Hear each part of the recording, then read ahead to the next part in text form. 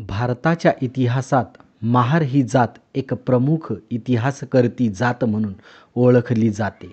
अनेक इतिहासकारांचे म्हणणे आहे की महार ही जमात भारतातील मूळ रहिवासी होती. ते राज्यकर्ते होते. त्यांचा इतिहास वैभवशाली होता. ते नागवंशीय होते व बुद्धाला मानणारे होते. समानतावादी राज्य करणे व बुद्धाचा संदेश जगभरात पोहोचवण्यात या जातीने अतिमहत्त्वाचे कार्य केले.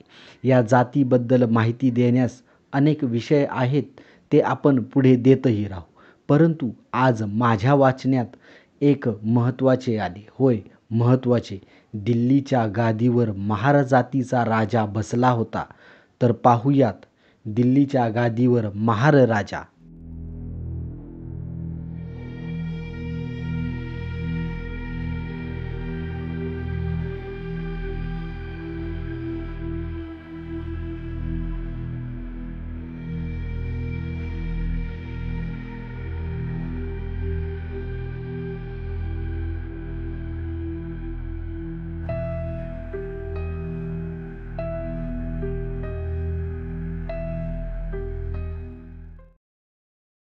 चौदाव्या शतकाच्या सुरुवातीला खुसरूखान या नावाला हिंदुस्थानच्या इतिहासात महत्त्व आले. खुसरूखान हा खालच्या अस्पृश्य जातीतील परवारी या जातीचा म्हणजे महार होता. गुजरातमध्ये महारांना धेड असेही म्हणतात. महारांतील पोटजातीत धेड ह्या नावाची पोटजातही आहे. हाच परवारी महार बहादराने मुस्लिम धर्माचा स्वीकार केला होता. मुस्लिम धर्म स्वीकार करण्यात त्याच्या मनात मूळ ध्येय, उद्देश व महत्त्वाकांक्षाही असावी. धर्मांतर केल्यावर त्याने खुसरूखान हे नाव धारण केले. इसवी सन 14व्या शतकाच्या दुसऱ्या दशकातला हा काळ होता. त्यावेळी दिल्लीच्या गादीवर मुबारक नामक तुर्क सुलतान राज्य करीत होता. त्याच्याच पदरी हा खुसरूखान सरदार होता. त्याच्या महत्त्वाकांक्षेच्या पोटात धगधगते ध्येयही होते असे दिसते. Doctor A.C. श्रीवास्तव आपल्या सल्तनत ऑफ हिंदू दिल्ली या ग्रंथात पान 260 वर म्हणतात, आपल्याला दिल्लीची गादी हस्तगत करावयाची तर आपल्याजवळ सैन्य पाहिजे असे खुसरूखानाने जाणले. त्यासाठी त्याने आपले राजे मुबारक याची 40,000 घोडदळ सैन्य आपल्याच परवारी महार व खालच्या जातीचे उभारण्याची परवानगी मागितली. मुबारक सुलतानाने तशी परवानगी दिली. त्यानंतर खुसरूखानाने आपले नातेवाईक व मित्रांना राजवाड्यात प्रवेशाची परवानगी मागितली. त्याप्रमाणे परवानगी मिळाली.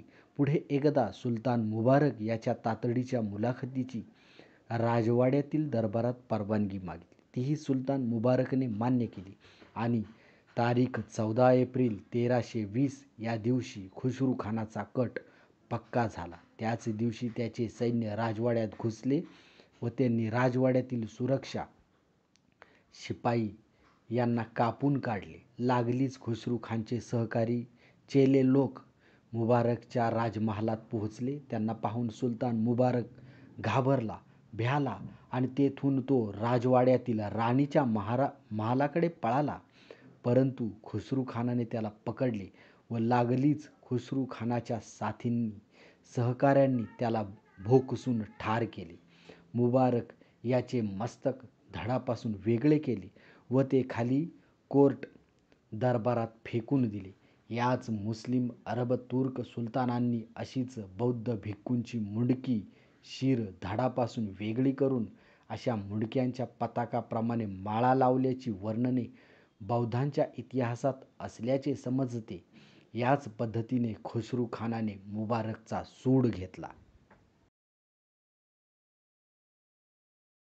त्याने नसरुद्दीन खुसराव शाह नाव धारण करून तो दिल्लीच्या गादीवर तारीख 14/4/1320 या रोजी बसला. लागलीच त्याने आपले सर्व मुख्य सरदार बोलावले. त्याने त्याच्या राज्यपदाला त्यांची संमती घेतली. त्याने देवल देवी खिजरखान यांची विधवा हिच्याबरोबर लग्न केले. सर्वांनी त्याच्या राज्यपदाला पाठिंबा दिला. त्यानेही मुल्ला, मौलवी, काझी, सरदार यांना देणग्या व पदव्या दिल्या. खुसरूखानाने आपले परवारी महार जात भाईंना धनसंपत्तीची मोठी मदत केली आणि आपल्या राज्यपदाला त्यांच्याकडून सेवा व सहकार्य मिळविले असे त्याचे दिवस चालले होते. खुसरूखानाने मुस्लिम धर्माचा स्वीकार केला होता, त्यात तर तो हिंदू असून तो खालच्या अस्पृश्य परवारी धेड जातीचा होता. हीच बाब खरे तर तुर्क सरदारांना पाहावेना. त्यातच मलिक अमीर याने तुर्क सरदाराने खुसरूखानाच्या विरुद्ध बोंब करण्यास सुरुवात केली की हिंदुस्थानात इस्लाम धोक्यात आहे, आणि त्यातच त्या तुर्क सरदारांनी खुसरूखानाविरुद्ध असा आरोप केला की खुसरूखान हा आधी हिंदू आहे, तो इस्लामचा अपमान करतो, तो आपल्या राजवाड्यात मूर्तीपूजेला प्रोत्साहन देतो. त्यानंतर सगळ्या राज्यातील तुर्क सरदार खुसरूखानाच्या विरुद्ध एकत्र आले.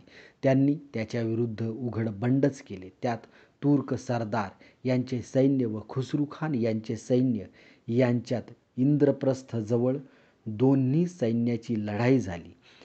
खुसरूखानाचे इतर सरदार त्याला फितूर झाले, तरी पण खुसरूखान मोठ्या धैर्याने मुस्लिम सैन्याच्या विरुद्ध लढला.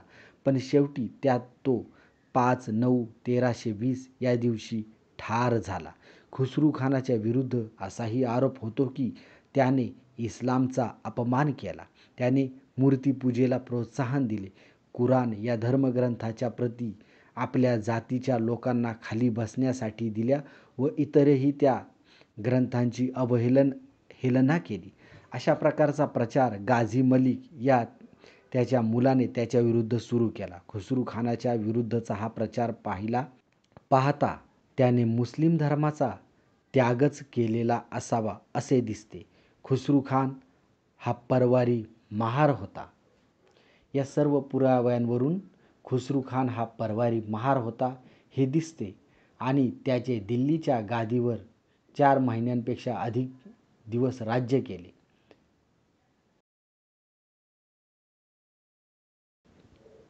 तर आपण पाहिले, दिल्लीच्या गादीवर महाराजा होता, पण तो फक्त शूद्र वर्णातून आला म्हणून की काय, तो इतिहासातल्या पानांतून गायब झाला.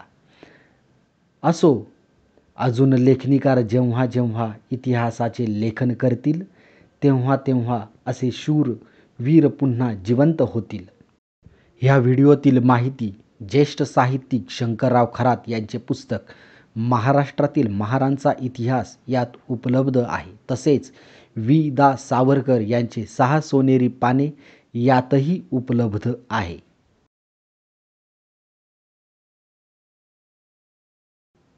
हा व्हिडिओ आपणास कसा वाटला कमेंटमध्ये नक्की कळवा.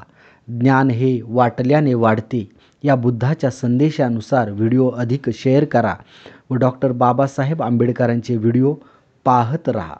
चॅनलला लाईक, सबस्क्राईब करा. जय भीम, नमो बुद्धाय.